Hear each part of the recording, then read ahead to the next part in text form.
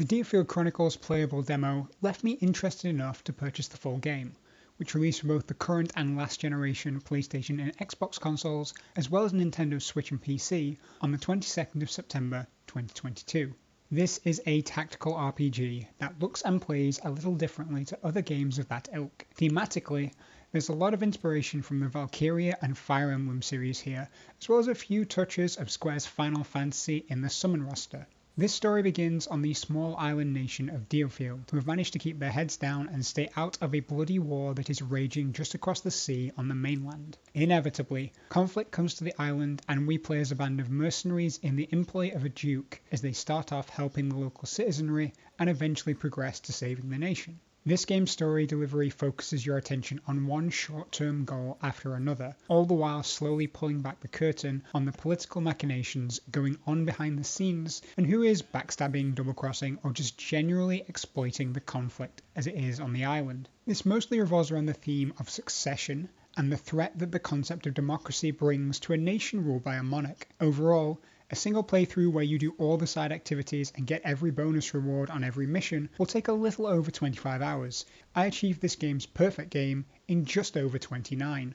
This narrative does have its up and downs, but it really struggles trying to do too much, leaving no individual story element time to develop. This is particularly evident in a mission where you rescue a young woman from the church after she sends you a letter detailing their nefarious deeds. These deeds are never revealed to you. The letter is not available to read, and aside from some inference, much earlier in the game, you never really know why you're fighting. You've had to deploy far away from your base and put your squad's lives on the line, and you're never told why. This doesn't get sorted away anytime later either. Once that mission is over, you're just shuttled onto the next plot point, like this one didn't matter. This scattershot approach does hurt the character development also, but I want to point out a particular character in Walter Quinn. Her appearance is that of an effeminate noblewoman, but she's not the usual meek beauty who is reserved, nor the traditional badass female character modern games love to include. Instead, she's just a bit of a wild card. She seems to lust for large-scale conflict and goes out of her way to ruffle the feathers of those around her. She seemingly has no qualms about collateral damage either. Similar to my point on the narrative above, the game is keen to move on a little too quickly from each individual plot thread. So while there's the occasional line hinting at her background and why she's like this, even when her story arc ends, you don't actually know anything for sure. This isn't exclusive to Quinn either. Many character interactions end with hints and inferences, but nothing definitive telling you what really happened. While the plot is up and down, gameplay is simple and strong. It's primarily split into two main sections. There's the base area, where the player takes command of Rias as you would a third-person RPG, and wander around the Blue Fox's HQ, picking up quests, chatting with your squad mates, and upgrading your units. This is where you go between missions, and it's where most of the game's dialogue takes place. Cutscenes mostly feature the four main characters in the war room discussing strategy, with large portions of exposition taking place. Once you deploy onto a mission, however, it's the combat that makes this game unique.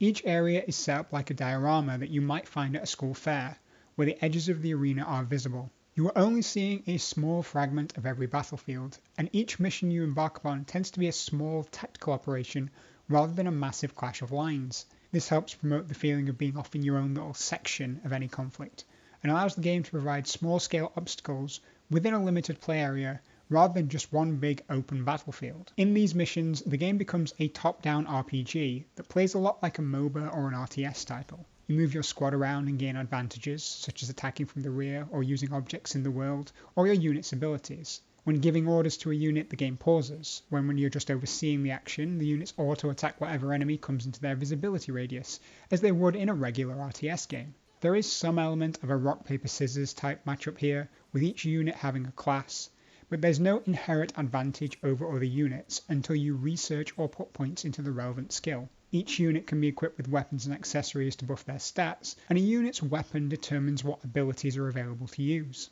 These are where the real meat of the game comes in. Because you are controlling a relatively small roster of characters, these abilities are what make you powerful. Some are designed to force enemies to attack specific units, while your more damage-focused characters wind up for a big punch. Others are straight-up heals or single-target attacks. The learning curve here is well-paced, and I never felt like I was being patronised to. The game started giving me new characters fairly quickly. All of this combines to make a surprisingly simple yet effective combat system.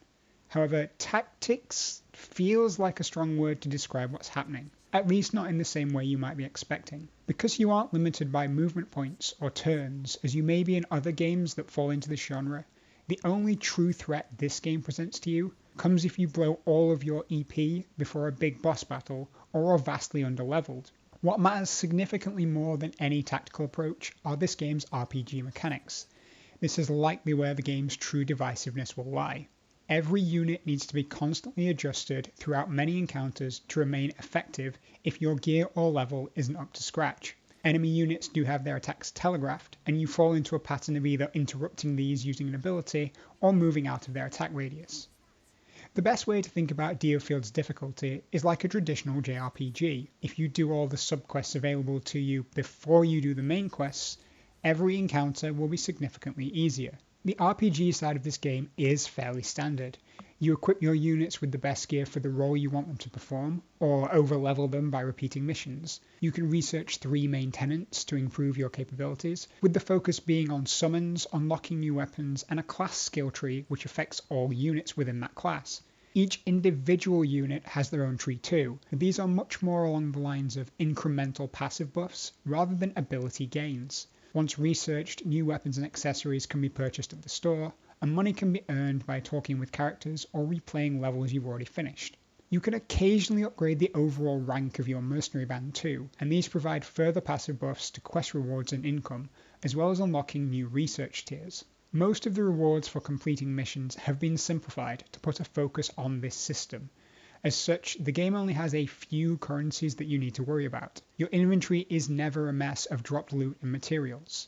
This does make progressing quite simple, in return for robbing you of that feeling of mystery when you open a chest in a level. This currency element of the game does give off strong mobile game vibes, but there is no cash shop and there are no microtransactions in Diofield. Everything bought with these currencies contributes incrementally to the overall strength and value of the squad, and in later levels, having good gear and skills on a wider selection of units has serious value. You can swap your units in battle and exploit tight matchups, which is handy when fighting some bosses that have multiple health pools. This spectrum of mechanics does not feature anything that I would call deep, but they are in turn plentiful. This is a good example of how progression can work well through multiple different systems that have an okay amount of depth, rather than 1 or 2 that are fathoms deep. As you're no doubt seeing looking at some of the footage here, Diofield has its own unique art style. The character models share some traditional anime traits, but it's almost as though everyone's been made of wax. Everything feels a little too glossy. This is mostly noticeable with character faces during the cutscenes, but there's also an unnatural sheen on some of the environmental objects too. Despite how that sounds, I don't dislike this. I'll certainly remember Diofield in years to come as a result of this art style. The game is graphically strong where it needs to be, but it's by no means exceptional. The main weakness tends to be with the design of an area of your base that aren't used as regularly as the others. The war room and the side halls are very detailed, but the corridors and courtyard, along with some of the other areas, just feel a bit generic, like they were put together hastily as an afterthought. One specific issue I want to highlight is with the PC controls. It looks as though you can press the number keys here to select a character and then press space to activate their command menu, but that's not the case. This is really unintuitive, and it seemed to pick whichever character it wanted regardless of who I'd selected beforehand. Finally, I just want to go over a few things that I noticed that aren't really good or bad, just notable. You can shoot through buildings on the map, but I think this is a bug. I'm also no fashion expert, but Lorraine's boots do not go with the rest of her outfit, and they really stand out.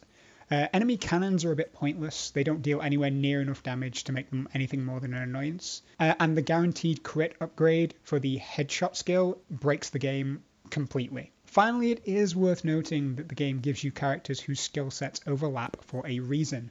Not everybody on your roster at the start will be on your roster at the end. I strongly believe that you need to be somebody who can get absorbed in political intrigue to appreciate a lot of what's going on in Diofield's story. If you do, you're likely to find a lot of value in this plot, but be aware that the narrative has a wandering eye and leaves a lot of loose threads dangling. The combat is well balanced for new players and intermediate players, but if you're here for a tactical challenge, there's not one to be found unless you make your own by deliberately deploying with subpar gear.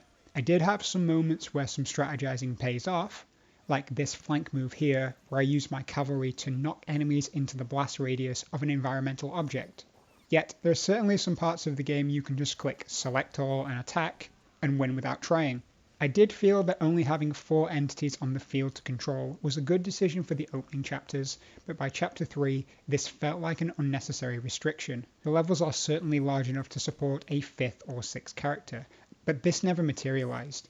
I am left wondering if this game had more mobile game intentions than just the currency design.